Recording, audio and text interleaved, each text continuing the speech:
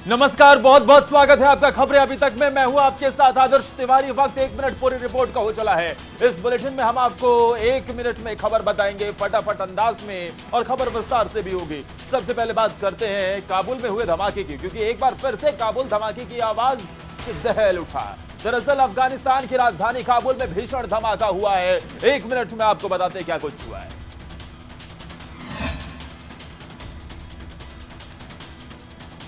अफगानिस्तान में ब्लास्ट की घटनाएं थमने का नाम नहीं ले रही है, क्योंकि अफगानिस्तान में अभी हिंसा का दौर जारी है। इसके साथ ही यहाँ मासूम लोगों की मौत का सिलसिला भी नहीं थम रहा, क्योंकि एक बार फिर काबुल धमाकों की आवाज से दहल उठा। दरअसल यहाँ की राजधानी काबुल में एक बार फिर मस्जिद में ब्लास्ट हुआ है। तालिबान के एक प्रवक्ता ने बताया कि राजधानी काबुल की एक सुन्नी मस्जिद में भीषण विस्फोट हुआ। बताया जाता है इस धमाके में 10 से ज्यादा लोगों की मौत हुई है। इसके अलावा 20 से ज्यादा लोग बुरी तरह से घायल हुए थे। इससे पहले 21 अप्रैल को अफगानिस्तान में एक मस्जिद में जोरदार धमाका हुआ था। इसमें 5 लोगों की मौत हो गई थी, 65 लोग घायल हुए थे, और इस धमाके की आतंकी संगठन ISIS ने जिम्मेदारी ली थी। तो वही इस ब्लास्ट से पहले 19 अप्रैल को काबुल के पास ही एक स्कूल में धमाका हुआ था, जिसमें 6 लोगों की मौत हुई थी।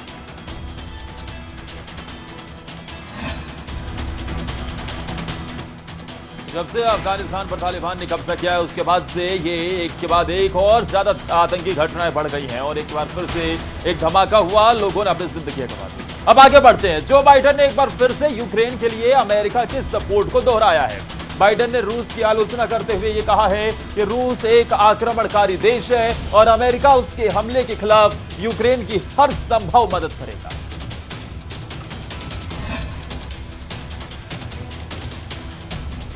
अमेरिकी राष्ट्रपति जो बाइडेन ने यूक्रेन के लिए अमेरिका के सपोर्ट को फिर दोहराया है। उन्होंने कहा, रूस के आक्रमण की कीमत यूक्रेन के लोग हर रोज अपनी जान देकर चुका रहे हैं। दुनिया को यूक्रेन की मदद के लिए आगे आना होगा। अमेरिका यूक्रेन की खुलकर मदद करेगा। यूक्रेन को हथियार देने के साथ साथ आर्थिक मोर्चे पर भी मदद करनी होगी।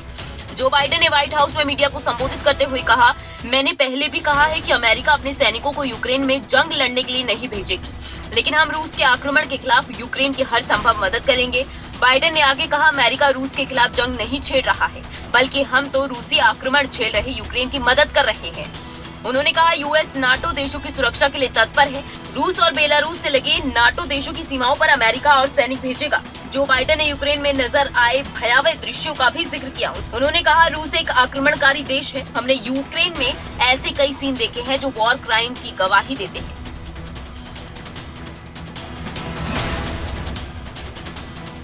अमेरिका पहले ही साफ कर चुका है कि इस युद्ध में वो अपनी सेना को नहीं भेजेगा, लेकिन हर संभव तरीके से मदद करता हुआ यूक्रेन के नजर आएगा, और यही वो करता हुआ नजर भी आएगा।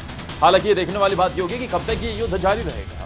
उधर रूस और यूक्रेन के बीच जंग जारी है, और इस युद्ध को विश्व युद्ध का आगाज माना जा रहा है। लेकिन 2 देशों की जंग में रूसी राष्ट्रपति व्लादिमीर पुतिन ने अब इस जंग में अन्य देशों पर कार्रवाई की बात कहकर विश्व युद्ध की इस खबर को जहां हवा दी है, तो वहीं ब्रिटेन ने विश्व युद्ध के आगाज के दिन भर कयास लगाए हैं।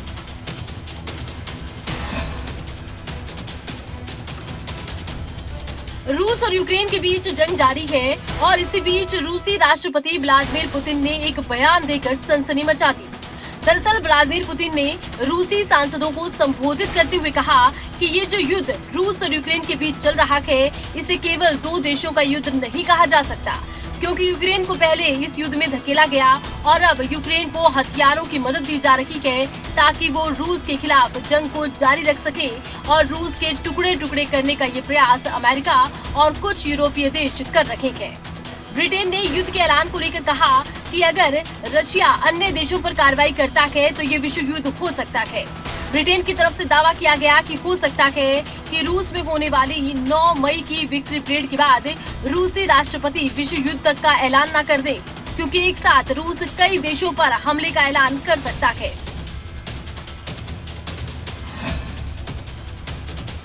रूस में आने वाले दिनों में विक्ट्री डे मनाया जाएगा, और इसी विक्ट्री डे पर कोई बड़े ऐलान की आशंका ब्रिटेन की तरफ से जताई गई है। उधर दिल्ली की बात करते हैं, जहां मुख्यमंत्रियों मुख्य न्यायाधीशों का संयुक्त सम्मेलन जारी है। पीएम मोदी ने इस सम्मेलन का उद्घाटन किया है, तो वहीं भारत के मुख्य न्यायाधीश एनवी रमना सम्मेलन की अध्यक्षता कर रहे हैं।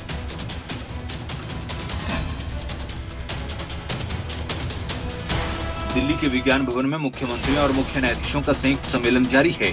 पीएम मोदी ने इस सम्मेलन का उद्घाटन करने के बाद कहा कि आज हमारे देश की बड़ी आबादी के सामने न्यायिक प्रक्रिया को समझने में भाषा आड़े आती है। पीएम मोदी ने कहा कि एक गंभीर विषय आम आदमी के लिए कानून की पेचीदगियों का भी है। उन्होंने कहा कि 2015 में हमने करीब 1800 ऐसे कानूनों को चिन्हित किया था जो अप्रासंगिक हो चुके थे। आपको बता दें कि ये सम्मेलन सरकार और न्यायपालिका के बीच एक तरह से पुल माना जाता है। कार्यक्रम में प्रधानमंत्री नरेंद्र मोदी, केंद्रीय कानून और न्याय मंत्री किरण रिजिजू और सुप्रीम कोर्ट के मुख्य न्यायाधीश एनवी रमन्ना मौजूद हैं। वहीं हरियाणा, हिमाचल, पंजाब, उत्तराखंड, दिल्ली और छत्तीसगढ़ के मुख्यमंत्रियों समेत सभी राज्यों के मुख्यमंत्री और सभी उच्च न्यायालयों के मुख्य न्यायाधीश भी मौजूद हैं। इस दौरान कानून मंत्री ने कहा कि जनता को सरल और शीघ्र न्याय दिलाने के लिए हम सभी प्रयासरत हैं। सबका साथ, विकास, विश्वास और प्रयास हमारा मंत्र है।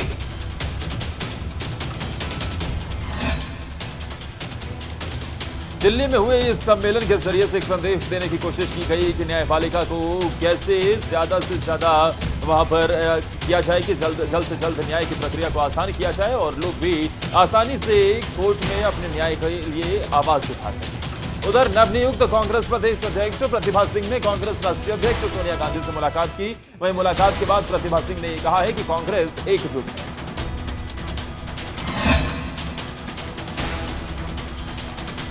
हिमाचल कांग्रेस की नवनियुक्त प्रदेश अध्यक्ष प्रतिभा सिंह अपनी नियुक्ति के बाद कांग्रेस राष्ट्रीय अध्यक्ष सोनिया गांधी से मुलाकात करने पहुंची।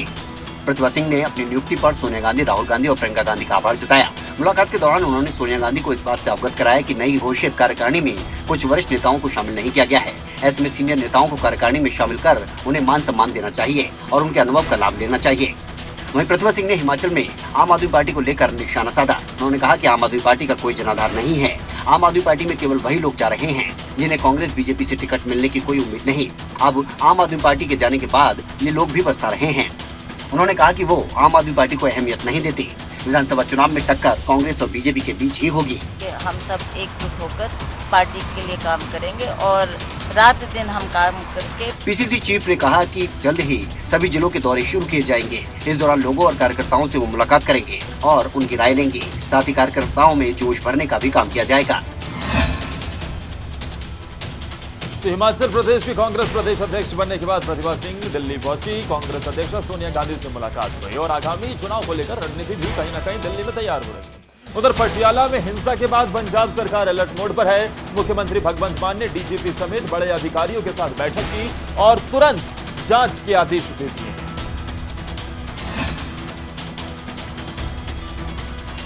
पटियाला में हिंसा के मुद्दे पर पंजाब सरकार अलर्ट भी दिख रही है और सख्त भी।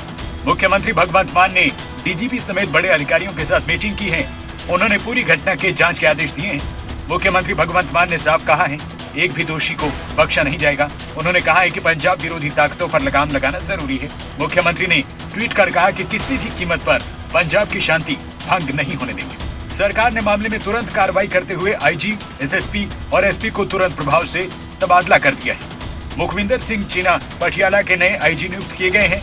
दीपक पारेख को पटियाला का नया एसएसपी बनाया गया है। वजीर सिंह को पटियाला के नए एसपी के रूप में नियुक्ति मिली है। इसके साथ ही सरकार ने पटियाला में शाम 6 बजे तक मोबाइल इंटरनेट सेवा बंद की है। मामले में शिवसेना नेता हरीश सिंगला को गिरफ्तार किया है। पटियाला के काली देवी मंदिर के पास शुक्रवार के दिन झड़प हुई थी। झड़प के विरोध में पटियाला में हिंदू संगठनों ने बंद का ऐलान किया है। पटियाला में जो हुआ वो वाकई चिंताजनक है, जिसे लेकर मान सरकार भी पूरी तरीके से एक्टिव मोड पर है। और यहाँ रुक रहे एक छोटे से ब्रेक के लिए। ब्रेक के उस पार 1 मिनट पूरी रिपोर्ट में कुछ और बड़ी खबरें होंगी फटाफट अंदाज में।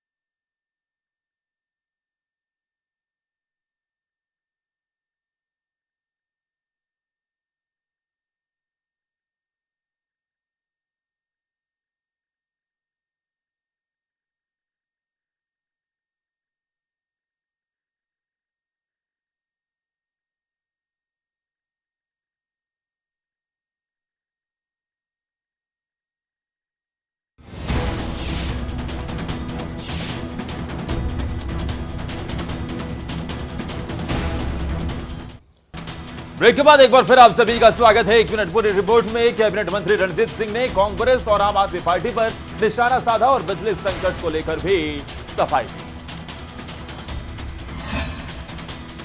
हरियाणा में बिजली मंत्री रणजीत सिंह चौटाला भिवानी के धनाना गांव में पूर्व सैनिक सिप्पा की स्मृति में आयोजित जनसभा में पहुंचे। इस दौरान धनाना गांव के लोगों ने बिजली मंत्री का जोरदार स्वागत किया। ग्रामीणों की मांग पर रणजीत सिंह ने धनाना गांव में 33 किलोवाट सब स्टेशन बनाने, स्टेडियम में लाइट लगवाने और गौशाला को 3 लाख रुपए अनुदान देने की घोषणा की है। बिजली मंत्री रणजीत सिंह चौटाला ने कहा कि अब क्षेत्रीय पार्टियों का समय चला गया, अब कांग्रेस की तरह आने वाले 30-40 सालों तक बीजेपी चलेगी।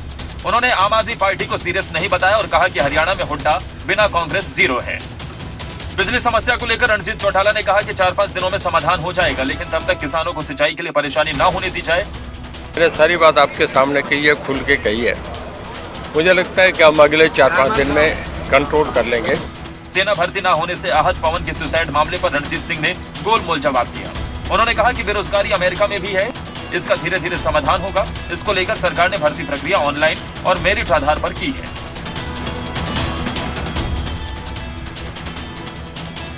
बिजली संकट लगातार गहराता जा रहा है, जो कि हर राज्य के लिए एक चिंता का विषय बना हुआ है। और इन सब के बीच रोजगार के मसले पर भी बिजली मंत्री को आपने सुना। उधर बिजली संकट से परेशान किसानों ने यमुनानगर के सुपरिंटेंडेंट इंजीनियर कार्यालय पर कब्जा करते हुए उनके कार्यालय पर किसान यूनियन का झंडा लगा दिया और दरवाजे पर धरना प्रदर्शन शुरू कर दिया है।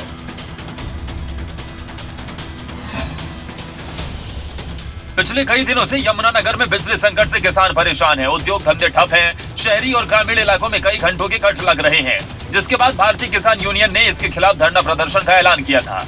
उसी के तहत भारी संख्या में किसान बिजली निगम के सुपरिंटेंडेंट इंजीनियर कार्यालय पर पहुंचे और कार्यालय पर भारतीय किसान यूनियन के झंडे लगा दिए। कार्यालय के मुख्य द्वार पर बैठकर सरकार और बिजली निगम के खिलाफ नारेबाजी शुरू कर दी। किसान यूनियन के जिलाध्यक्ष संजू गोंधियाना ने कहा कि पिछली सरकार ने अपने थर्मल प्लांट से बिजली महंगी और बाहर से सस्ती मिलने की बात की और नए थर्मल प्लांट लगाने बंद कर दिए थे। ना शहर में बिजली है, ना गांव में बिजली है और ना किसान के खेत में बिजली है। आज हमारी फसलें सूख चुकी हैं, तबाह हो चुकी हैं, दुकानदारों के धंधे चौपट हो चुके हैं, बिजली इंडस्ट्रियां बंद पड़ी हैं। आज हर तरफ त्राही मची है बिजली को लेकर। तंग आकर आज मजबूरी में हमारे को आज पूरे हरियाणा में प्रदर्शन करने पड़े। किसानों में रोष बढ़ता जा रहा है। अब उन्होंने बिजली निगम के इंजीनियर कार्यालय पर कब्जा कर लिया है। किसान लगातार धरना प्रदर्शन की बात कह रहे हैं। कोयले का बढ़ता संकट और इसकी वजह से बिजली का संकट गहरा रहा है, जिससे उन लोगों को परेशानियों का सामना करना पड़ रहा है। कई जगहों पर तो बहुत बड़े बड़े कट लग रहे हैं। ऐसे में किसानों की तरफ से विरोध किया गया। उधर पंचकुला में सुशील गुप्ता ने गठबंधन सरकार पर जमकर सियासी निशाना साधा। उन्होंने बेरोजगारी के मसले पर कई सवाल दागे हैं। आम आदमी पार्टी के हरियाणा प्रभारी सुशील गुप्ता ने गठबंधन सरकार को बेरोजगारी के मसले पर घेरा है। उन्होंने कहा कि बेरोजगारी चरम पर है। प्रदेश में युवा आत्महत्या कर रहे हैं, जैसे अभी भिवानी में हुई है। हरियाणा में 9 लाख युवा ने इस सीट है का आवेदन किया और 50,000 बच्चों को भरा। उन्होंने कहा कि पिछले कार्यकाल के दौरान सरकार ने 25 परीक्षाओं को रद्द किया। सेटिंग न होने की वजह से पेपर लीक का बहाना बनाया गया। सुशील गुप्ता ने कहा कि पिछले 3 साल से सेना की खुली भर्ती का आयोजन नहीं हुआ है। इससे कितने ही युवक डिप्रेशन में चले गए हैं। बनाए स्पेशल पोर्टल पर अभी तक 52,809 कैंडिडेट ने रजिस्ट्रेशन कराया है। ताजा आंकड़ों के हिसाब से एक भी कैंडिडेट को नौकरी नहीं मिली। ये बीजेपी और जेजेपी की सरकार सिर्फ घोषणा की सरकार बन के रह गई है। घोषणा करती है, युवक आत्महत्या करता है। बेरोजगारी की तरफ इनका कोई दिमाग नहीं है, कोई प्लानिंग नहीं है कि किस प्रकार के बच्चों को रोजगार दिया जाए।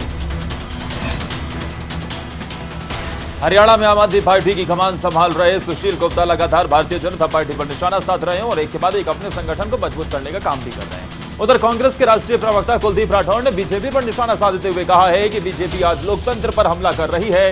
बीजेपी की सरकारें बुलडोजर मकान पर नहीं बल्कि लोकतंत्र और संवैधानिक व्यवस्थाओं पर चला रही है।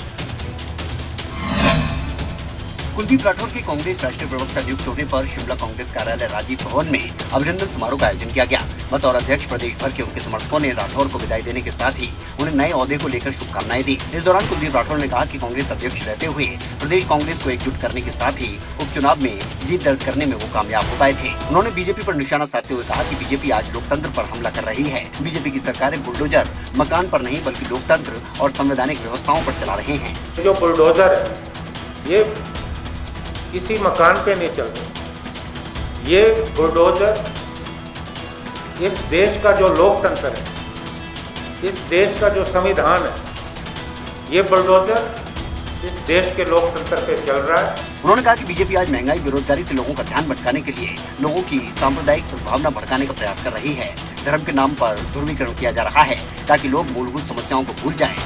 उन्होंने ये भी कहा कि बीजेपी को कांग्रेस का वंशवाद दिखाई दे रहा है, लेकिन अपना नहीं। कुलदीप राठौर नई भूमिका में हैं और वो इसे देखते हुए लगातार अपने तेवर और मुखर करते हुए नजर आ रहे हैं। बीजेपी के सरकार पर निशाना साध रहे हैं। वहीं कांग्रेस चुनाव प्रचार समिति अध्यक्ष सुखविंदर सिंह सुक्खू ने बीजेपी पर निशाना साधा और कहा कि बीजेपी के डबल इंजन की सरकार को बदलने का काम कांग्रेस करेगी। हमीरपुर के सुजानपुर में अनुसूचित जाति, ओबीसी और अल्पसंख्यक वर्ग का सम्मेलन आयोजित किया गया, जिसमें बतौर मुख्य अतिथि प्रदेश कांग्रेस चुनाव प्रचार समिति अध्यक्ष सुखविंदर सिंह सुक्खू ने शिरकत की। इस अवसर पर विधायक राजेंद्र राणा, प्रदेश प्रवक्ता अभिषेक राणा, पूर्व विधायक कुलदीप पठानिया के अलावा अनुसूचित जाति विभाग के पदाधिकारी भी मौजूद रहे। इस मौके पर सुक्खू ने दावा किया कि जो चुनौती बीजेपी की डबल इंजन की सरकार दे रही है, उसे अवसर में बदलने का दायित्व पूरी कांग्रेस टीम निभाएगी। उन्होंने कहा कि कांग्रेस में किसी की विचारधारा या व्यक्ति हाथ से बड़ी नहीं है। उन्होंने कहा कि पार्टी बड़ी है और उसकी विचारधारा भी बड़ी है। इसके साथ ही 40 साल बाद कांग्रेस में नई लीडरशिप के साथ व्यवस्था आ रही है, जिससे पूरे प्रदेश को लाभ मिलेगा। 14 अप्रैल को एक दलित सम्मेलन अंबेडकर जी के समय किया था और उसमें हम सब लोगों ने कहा था कि हम सब लोग मिलजुल कर हमीरपुर जिला से कांग्रेस की एकजुटता का पाठ पढ़ाएंगे। इस संदर्भ में हम सब लोग मिलकर कांग्रेस पार्टी को हमीरपुर जिला में आगे बढ़ा रहे हैं। तो कांग्रेस की नई टीम के ऐलान के बाद कांग्रेस पार्टी अब राज्य में अपने आप को मजबूती से आगे बढ़ाने के लिए हर संभव प्रयास करते हुए नजर आ रही है। उधर बीजेपी नेता को बिजली विभाग के अधिकारी की शिकायत करना महंगा पड़ गया। एक ओटीओ ने बिजली विभाग के जेई की पोल खोल कर रख दी है।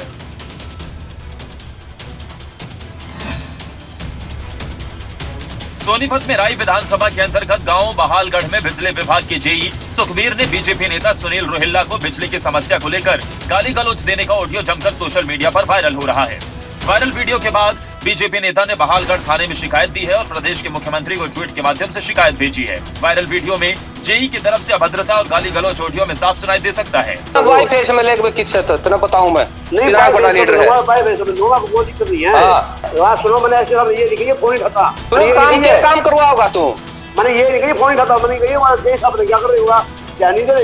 हाँ ध्यान तेरे ध्यान में पड़ गया तू लीडर है। मारा कान पे पड़े गए क्यों मारा कान पे फिर करता तेरा काम करूंगा मैं तेरे घर का पूरा प्रकट करूंगा। तो आप वैसे हम इतना बनाओ लीडर। जेई सुखबीर को मारपीट की धमकी को लेकर पीड़ित बीजेपी नेता सदमे में है और इसी कारण उसने जान के खतरे की भी शिकायत दी है। फिलहाल पूरे मसले को लेकर पुलिस भी इन्वेस्टिगेशन कर रही है।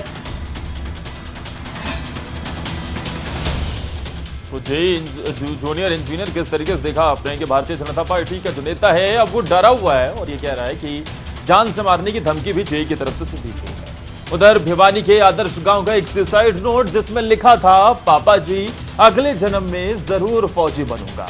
भिवानी के आदर्श गांव से ये झकझोर देने वाली घटना निकलकर सामने आई है।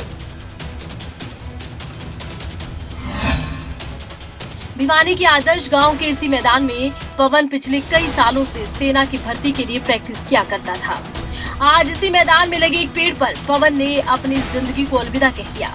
मैदान की माटी में 8 शब्दों का सुसाइड नोट लिखकर पवन ने फांसी लगाकर अपनी जान दे दी।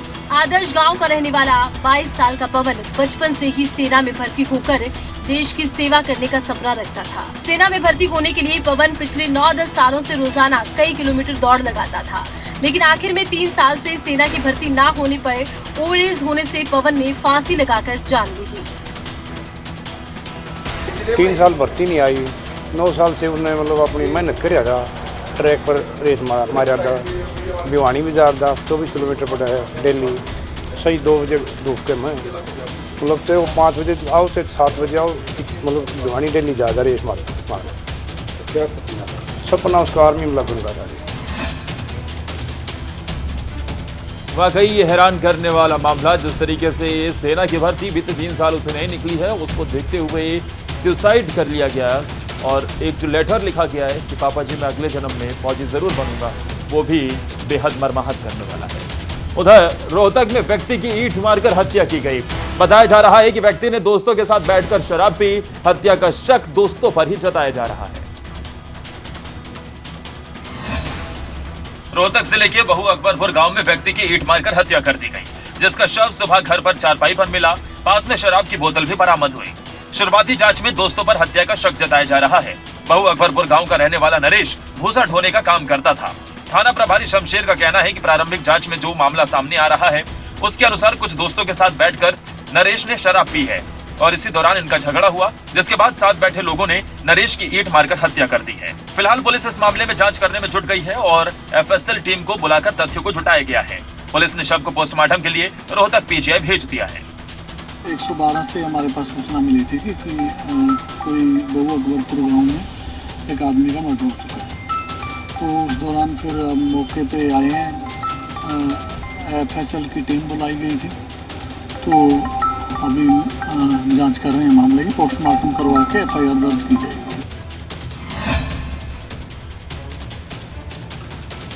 तो जिस तरीके से ये क्राइम बढ़ता हुआ नजर आ रहा है वो वाकई चिंता का विषय है। पुलिस लगातार कार्रवाई की बात कर रही है, लेकिन लगातार ये एक के बाद एक आपराधिक वारदातें बढ़ रही हैं। उधर रोहतक में आबकारी विभाग ने एक होटल पर रेड मारी। आरोप है कि होटल में बिना मंजूरी के शराब परोसी जा रही थी।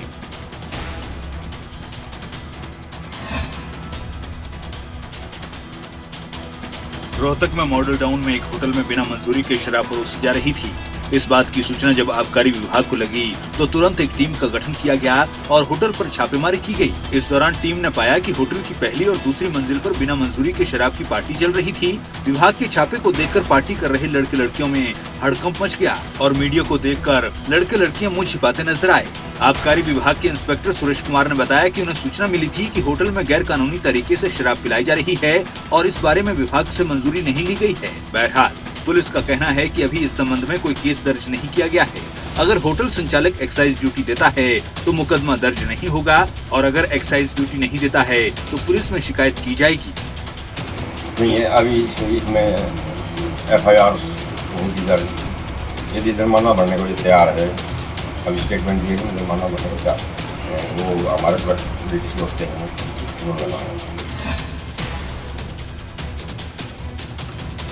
तो जिस तरीके से ये मामला निकलकर सामने आया, देखिए बिना मंजूरी के शराब परोसी जा रही थी, वाकई हैरान करने वाला है। अब कार्रवाई भी होती हुई नजर आएगी। और इसी के साथ 1 मिनट पूरी रिपोर्ट में फिलहाल के लिए इतना ही। लगातार खबरों के लिए आप जुड़े रहिए खबरें अभी तक के साथ।